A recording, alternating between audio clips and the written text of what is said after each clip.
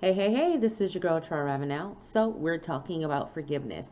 And in this video, I share the importance of forgiving yourself. Yeah, that's right. I know a lot of times things happen in life and we hold on to it as if it's our fault, as if we had something to do with it, as if we could have prevented it, avoided it, or whatever. And although some of that may be the case, it's time to forgive yourself. So, if you're in a state and you're currently holding any level of unforgiveness towards yourself, then now it's time. Check it out.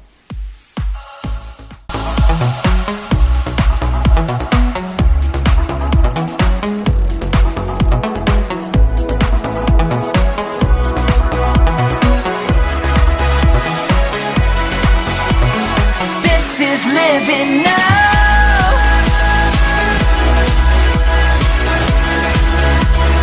This is living now.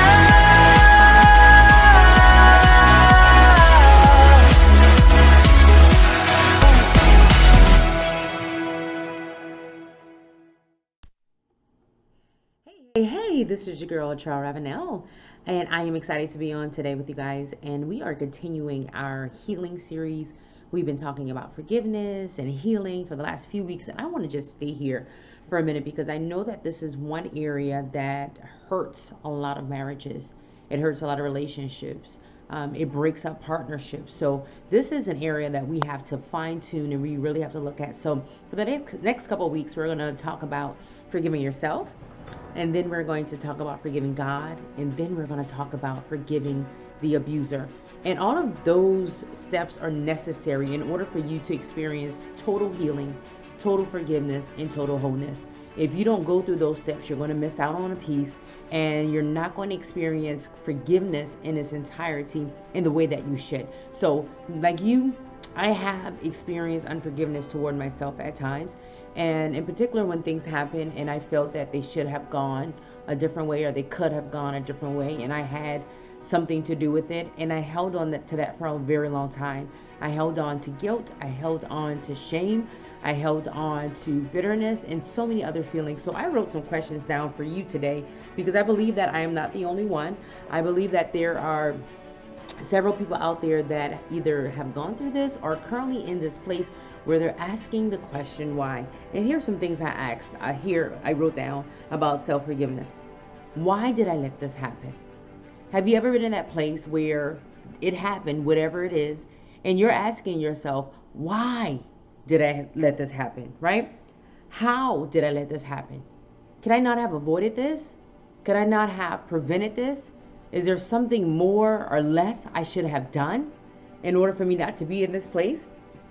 Another question. It was my fault that this happened. How many of you have been there, are there now? You're staying in a place of blame. You're blaming yourself for that divorce. You're blaming yourself for that hurt. You're blaming yourself for that pain. You're blaming yourself for where your marriage is right now. There's a constant blame of why is this happening? How did this happen? And it is my fault. Another thing we may ask ourselves is, I should have done this or that or whatever. And if I did it, it would not have happened. So you may be saying to yourself, I should have done something differently as it relates to your husband, your wife, but I didn't. And now this is a result of it. And it's all my fault. When we talk about self-forgiveness or the lack thereof, it's all about you blaming yourself for the problem. You blaming yourself for the issue. You're blaming yourself for the state that you're in or your marriage is in. You're just blaming yourself because you see that the issue at hand is all your fault.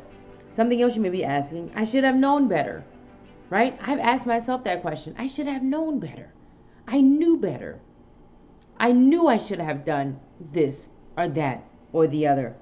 I should have taken heed to the warning signs. How many of you have told yourself that? You saw the warning signs, but you didn't take heed to the warning signs of the decline of your marriage or your husband not engaging with you as you did before, communication levels going down, distance created in your marriage, the wall going up, you felt yourself drifting away, or you felt yourself not being engaged or wanting to offer love or service to your husband anymore, or you found yourself going down a place of depression or oppression. You felt that, but you did nothing about it. And you saw the warning signs and you still did nothing about it, right? I should not have gone there with him, her, or them. That's more so if you've dealt with any level of betrayal, of any level of rejection, or any level of hurt where you've been violated and someone violated you. And you knew that if you avoided going with that person, you would not have experienced violation. And the reason why I'm talking about forgiveness in all of these spheres is because even though you may not be in a place in your marriage where your spouse may have done anything to need or require forgiveness, there are a lot of things that happen before marriage, and we've held on to unforgiveness. And because we've held on that unforgiveness toward whomever that has done whatever to us, it can and will affect the marriage in a negative way. It can and will destroy the marriage. It can and will lead you to divorce if you don't deal with these things. So we have to deal with forgiveness from a gigantic perspective, and not just in the case of my spouse is the one hurt me, or my ex is the one that hurt me. You could be in a place now where it's not your spouse, right? It could be your ex-husband. It could be your ex-wife. It could be whomever. But because you are still holding on to those things, it is now jeopardizing your current relationship. It's now affecting your current relationship. And that's what we want to try to avoid. Another thing you may be asking or saying to yourself, I should have protected my heart better, right? If you've been in a place where your heart has been violated, someone has tainted your heart, someone has done something towards you to make you feel bitter or hurt or angry or any of those things, you may be saying to yourself, I should have protected my heart. I've compromised my heart. And now I can't forgive. Now I can't trust. Now I can't get into another relationship. So we want to dispel those things, and we want to deal with those things, because those are all areas that will prohibit you from having a successful marriage. Those are all areas that will prohibit you from having a successful life. We have to deal with the root cause. And I want to tell you this, that although there may be some truth to all of those things, yes, you should have protected your heart. You should have stayed where you were and not gone to this place or dated this person or married this person or whatever the case may be. There may be some truth to some of these things. But at the end of the day, that is no reason for you to sit in that place. It's no reason for you to dwell there, because you dwelling there will only cause you to continue to feel guilt, continue to feel shame, continue to feel as if you are not worth it or valuable. So what we have to first start doing is, number one, stop the blame game. We have to stop blaming ourselves. It's not your fault. You are not bad because of it. You're not a horrible person. It happened. It did happen. And we're not negating that. We're not dismissing that. But that happening does not have to control your life any longer, and it certainly does not have to control your relationship or your marriage. Number two, give yourself a pass, right? Give yourself a pass. Give yourself a break. Even if you feel like it's your fault, even if you feel like it's all on you, I'm going to ask you to give yourself a break, a much needed one, a much needed pass, so that you no longer hold on to those areas that are desperately, they're killing you. Literally, they're killing you. They're killing your self-esteem. They're killing your confidence. They're killing your ability to be able to be in a healthy relationship with your current spouse. They're killing you from being an effective person, from you being that leader, from you being that speaker, from you going out and launching your life, your business, your ministry, whatever it is that God has called you to do. Okay? Believe this, that you're not a horrible person, and believe that your life is not over because of it. It happened. I was once in a play, it was Listen to Your Mothers, and one of the girls said something that was so profound, and it was a quote. I can't remember where she got the quote from, but basically it said, it happened, and it could not happen any other way. And you may be saying, that's not fair. If God's so sovereign, if God is so merciful, if he's just so great and so loving, why would he allow it, right? And why am I feeling these feelings of guilt, of shame, or all of these things that I'm feeling? It doesn't mean that he's not merciful. It doesn't mean that he's not loving. It doesn't mean that he's not a sovereign God. But things happen, and it happened. I'm reminded of the story of Job, where he went through so much hell, for lack of a better words, in his life. And I'm reminded of the story of David, where he even felt unforgiveness toward himself, when he dishonored God, when he slept with Bathsheba, when he killed Uriah, when he did all of these things that were dishonoring to God, he felt that his life was over. He felt that there was no place that he could go to and he could be revived of those things or relieved of those things. But I'm here to tell you, just like God forgave Uriah, and just like just like God forgave David, and David had to forgive himself, I am pleading to you today to forgive yourself. David felt cast down. He said it. He said, I feel downcast. He felt like a nothing. He felt worthless. He felt if I didn't allow myself to look at Bathsheba when she was showering, if I didn't allow this lust that was stirring in me and that was in me for over a period of time to overcome me, if I didn't allow my flesh to get the best of me, I would not be in this predicament where I even need forgiveness. I would not be in this predicament where I need saving. But he got himself in those situations, right? And I'm not saying that to say you got yourself in those situations, but I just wanted to point that out, because some of the things that we've gotten in, some of the things that we've dealt with, some of the things that we've gone through, they just happen in our life. And it's unfortunate. And things could have been different. They should have been different, but they're not. So now you have to ask yourself, how am I going to use these things to now better my life? And I'm going to tell you that. So I want you to give yourself permission to forgive yourself. Forgive yourself permission to forgive yourself. And knowing and saying it was not my fault. As a matter of fact, right here, right now, I want you to say, it was not my fault. I'm going to wait for you to say it. Say it again. It was not my fault. Now say, because it happened, I am better as a result.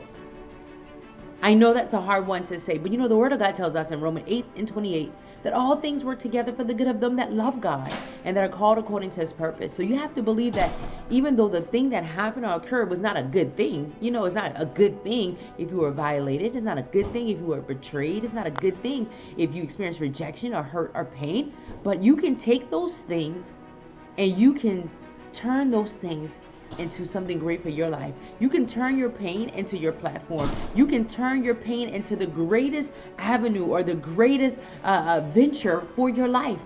But you have to know that it's not your fault. You have to say that I am not a failure because of it.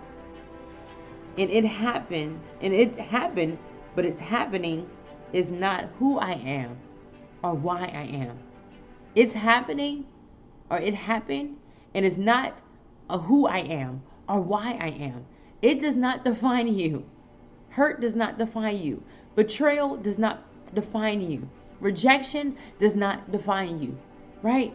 You have to say those things to yourself over and over and over again. And you have to believe that your life is going to be better as a result. I want to make sure I get everything, because I wrote some things down, and I tend to write things down but still go off on my own tangent, because this is a subject that's near and dear to me. But I want you guys to get it. And I want you to know that God's sovereign. I want you to know that his grace is sufficient, right? And his forgiveness toward you is fresh and it's new, and he doesn't hold anything against you. So because he doesn't hold anything against you, then you don't need to hold anything against yourself. And I want you in your spare time to read the book of Job. Go and look at how Job's life was perfect, and then something happened. Go and look at David, of the things that he's gone through. Go and look at Naomi and the things that she's gone through. There's so many people in the word of God that have gone through, and they're simply illustrations to show us that we're going to go through. Things are going to happen. Things are not always going to be favorable.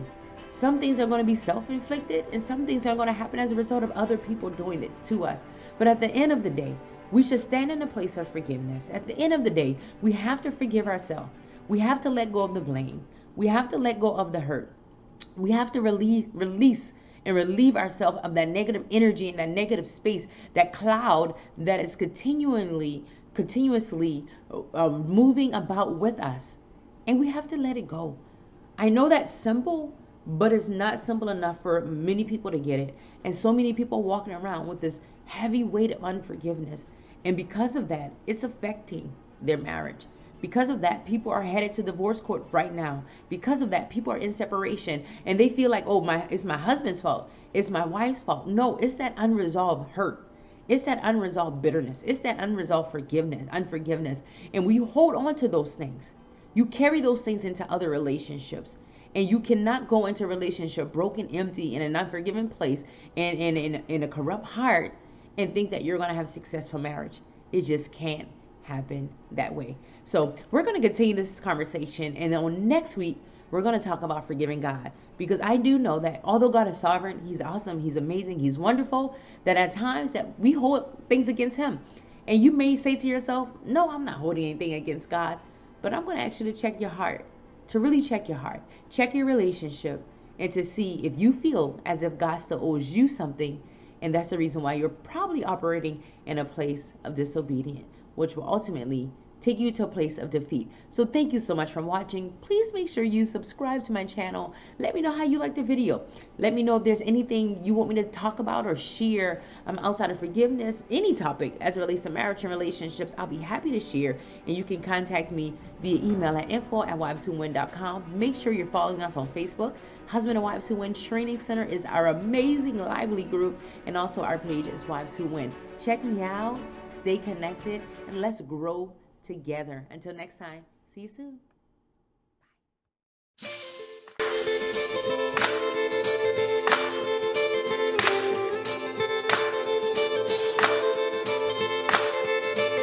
Your